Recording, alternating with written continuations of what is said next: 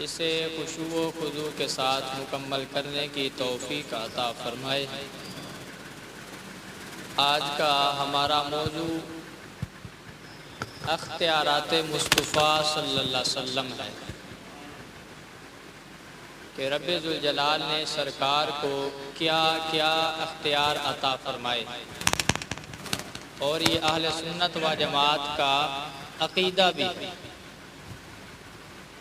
जो सरकार के अख्तियार को ना माने फ़ुक़हा इकराम कहते हैं वो बंदा मुर्तद है और अख्तियारात मुस्तफ़ा का मुनकर मोमिन नहीं है।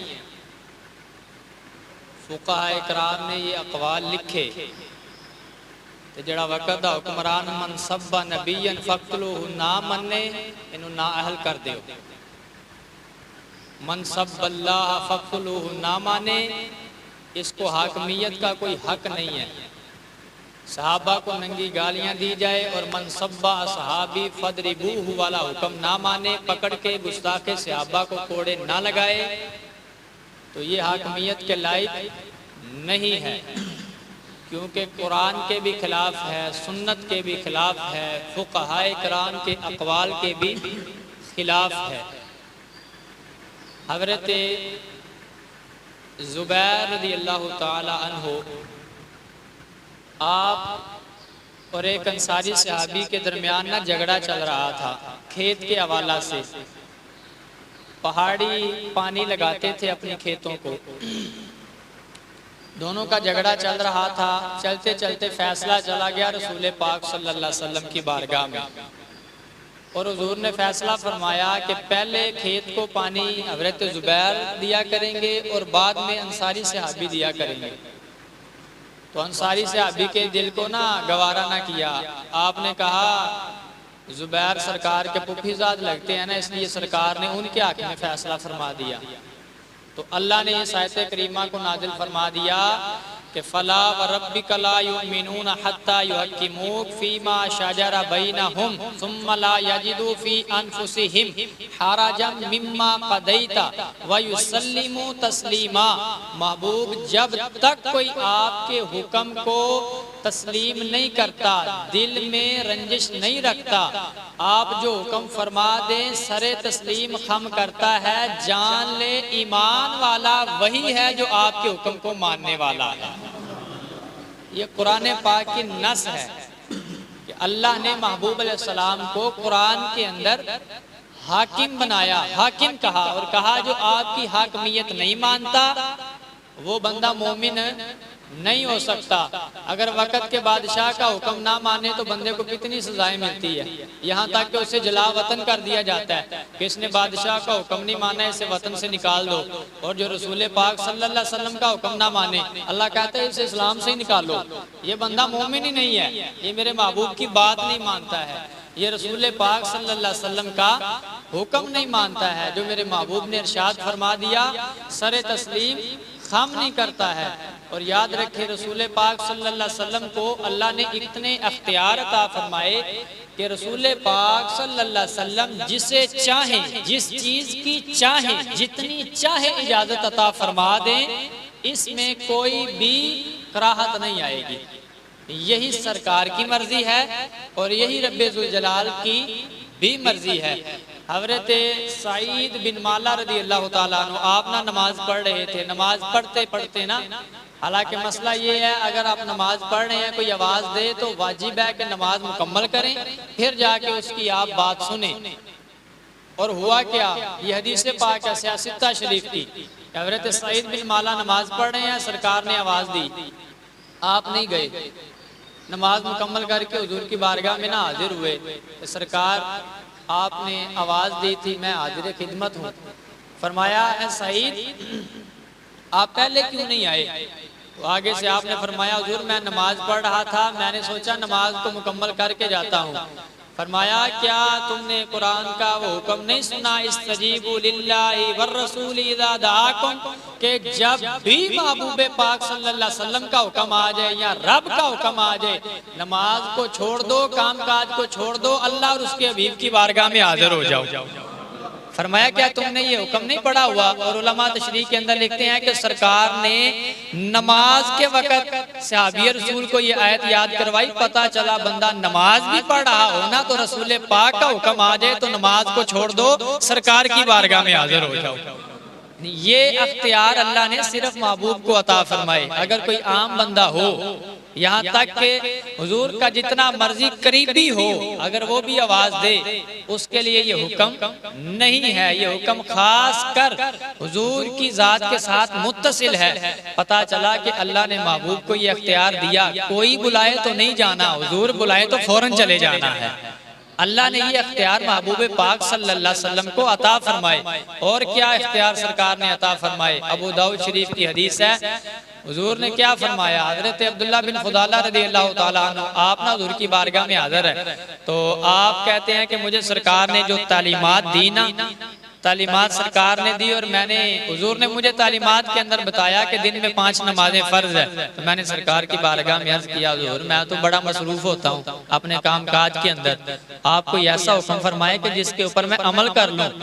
आपने फरमाया अच्छा ए अब्दुल्ला बिन खुदाला, ऐसा किया करो कि तुम नमाज असरैन पढ़ लिया करो।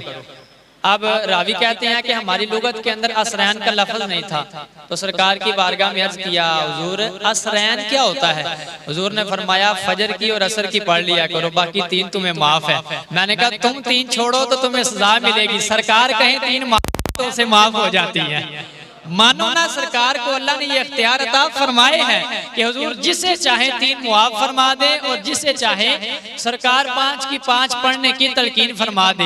हुजूर के इतने करीबी से अभी अबू बकर पाक रज़ियल्लाहु ताला अन्हु, सरकार ने उन्हें नहीं फरमाया अबू बकर 2 पढ़ लिया करो, उनके लिए 5 का हुक्म है। हज़रत उमर फारूक रज़ियल्लाहु ताला अन्हु आप इतने करीबी से अभी हैं कि सरकार ने दुआ करके मांगा रब से, आपके लिए हुक्म नहीं आया कि आप 2 पढ़ लिया करें।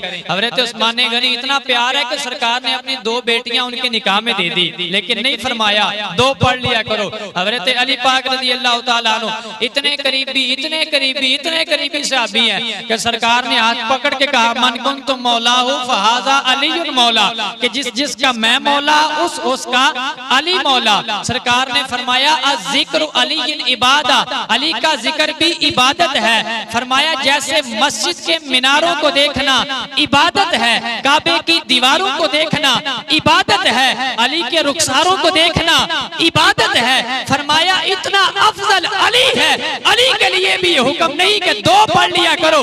अब्दुल्ला बिन फुजाला कहते हैं सरकार मैं मसरूफ रहता हूँ, फरमाया कुछ नहीं होता 2 पढ़ लिया करो, अल्लाह इसे कबूल फरमा लिया करेगा। नहीं, ये अल्लाह ने महबूब पाक सल्लल्लाहु अलैहि वसल्लम को अख्तियार अता फरमाया कि जिसे सरकार चाहे जितना चाहे अख्तियार फरमा दे, ये हुजूर की मर्जी है। अल्लाह ने इतना सरकार को मुख्तारे कुल बना के भेजा और कहां तक अख्तियार फरमाया। ये भी मैं सियासत्ता जितनी हदीसें बयान कर रहा हूँ ना, ये सियासत्ता से हदीसें बयान कर रहा हूँ। जो सियासत्ता का हवाला मांगते हैं ना, उनके लिए ये फक्की है, फक्की कि सरकार को मुख्तारे कुल बनाया अल्लाह ने। हज़रत अली पाक रज़ियल्लाहु ताला अन्हु आप तशरीफ फरमा है, हालत जनाबत में आप मस्जिद में जाएं तो अल्लाह ताला आपको गुनाह देगा। अगर आप पलीती की हालत में गुस्ल आप पे वाजिब हो, मस्जिद में जाए, क्या जायज़ है जाना? नहीं, हराम है जाना, हराम।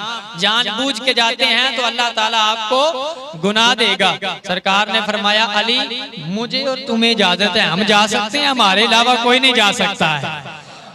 यार असल में ये नहीं है कि हुजूर पे हालत जनाबत आ जाती है, यानी कि नापाकी वाली हालत सरकार पे आ जाती है या हज़रत अली पाक पे आ जाती है, बल्कि सरकार बताना ये चाह रहे हैं कि मस्जिद में वही जाता है जो पाक होता है। याद रखो मेरा कलमा पढ़ने वालों, अल्लाह ने मुझे और अली को इसी तरह पाक फरमाया है। हम मस्जिद में चले जाए कोई कराहत नहीं होती।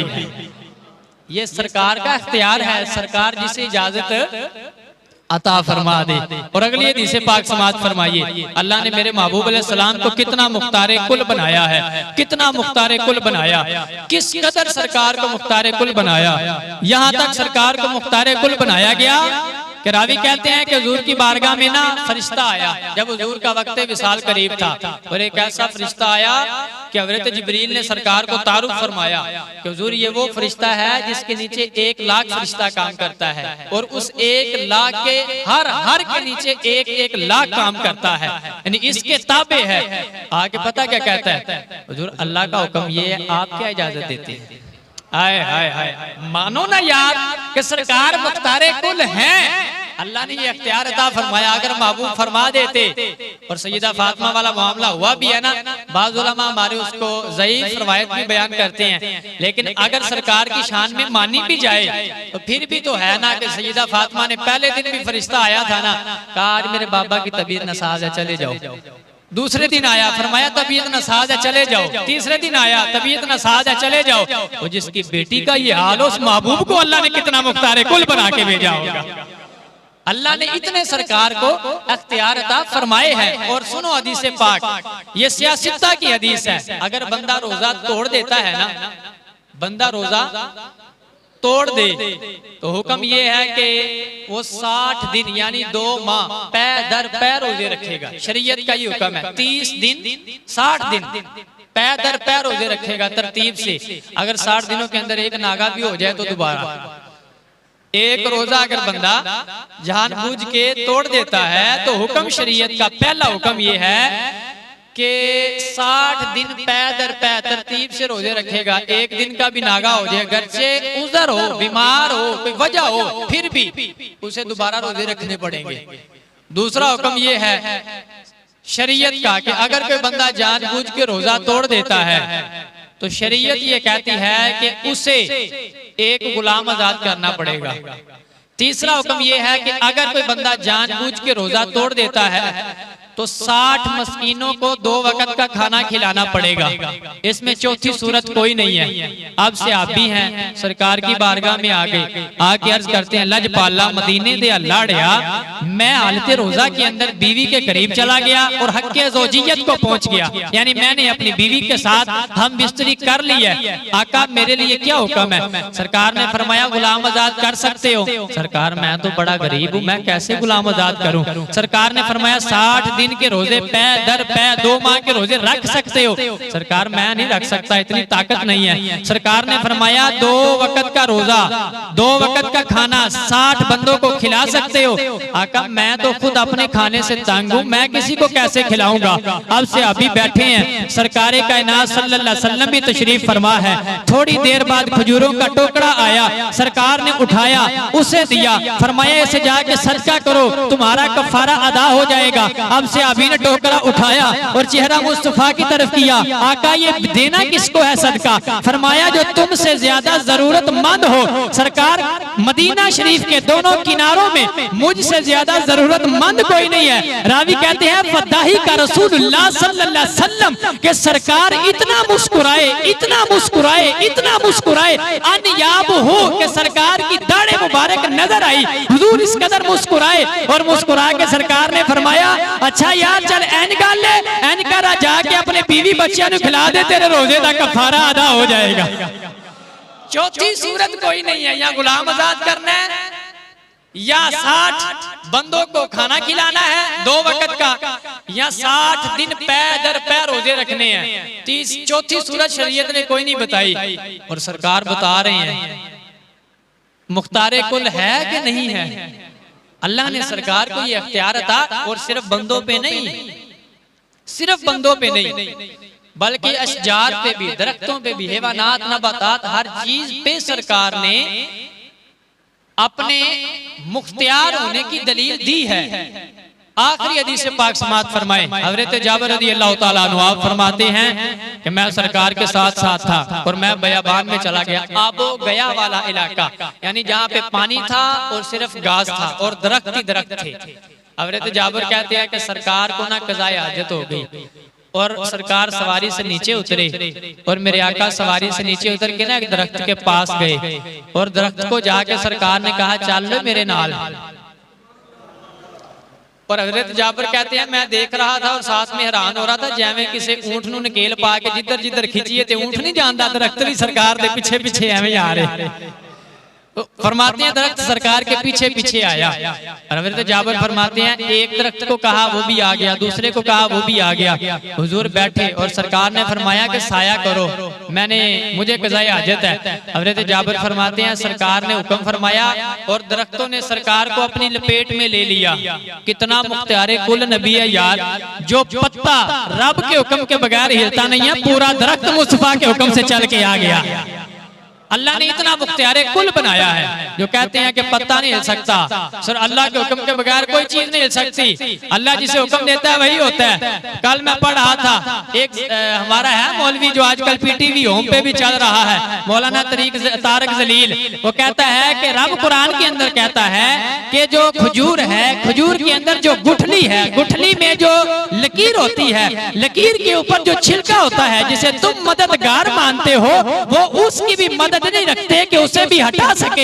मैंने कहा मुल्ला तू ये कहता है आयत का शान नुज़ूल बयान नहीं करता, मैं ये कहता हूँ मेरे महबूब ये बताते हैं सिर्फ महबूब नहीं, सिर्फ महबूब नहीं, फ़इन्नल्लाह हुवा मौलाहु व जिब्रील व सालिहुल मुमिनीन, जिब्रील भी मदद करता है, साले मोमिनीन भी मदद करते हैं, गौसे पाक भी साले मोमन में शामिल है, बाबा फरीद भी साले मोमन में शामिल है, दादा साहब भी साले मोमन में शामिल है, ख्वाजा मोइनुद्दीन भी साले मोमन में शामिल है, ख्वाजा मुख्तियार काकी भी साले मोमन में शामिल है। साले मोमन उसे कहा जाता है जो वलायत पे फाइज होता है, और गौसे पाक तो वलायत का मंबा है, वो भी मदद कर सकते हैं। अगर नवासा मदद कर सकता है तो फिर मुस्तफा भी मदद कर सकता है। अगर नवासा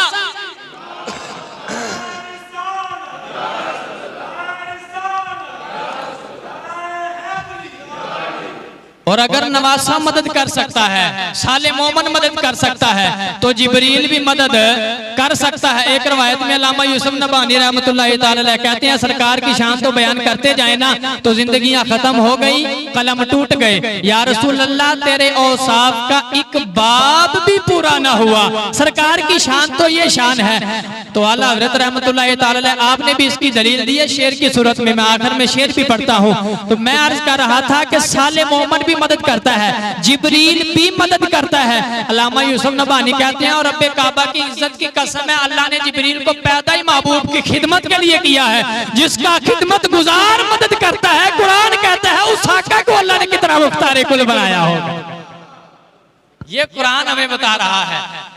हम कोई किसे कहानियां रो रो के बयान करने वाले नहीं है, दो आंसू बहा के अवाम के दिल में उतरने वाले नहीं है। या कुरान पढ़ते हैं या मदीने वाले का फरमान पढ़ते हैं। हमारे लिए दलील बस यही है। तो सरकार मदीना सल्लल्लाहु अलैहि वसल्लम के गुलामों हज़रत जाबिर कहते हैं सरकार ने कज़ाए हाजत फरमाई, हुजूर कज़ाए हाजत से फारिग हुए ना तो सरकार ने फारिग होके दरख्त को फरमाया वापस चले जाओ। हज़रत जाबिर कहते हैं मैं साथ में देख रहा हूँ, साथ में हैरान हो रहा हूँ कि सरकार जैसे जैसे हुक्म फरमाते हैं दरख्त वैसे का वैसे करता हुआ नजर आ रहा है।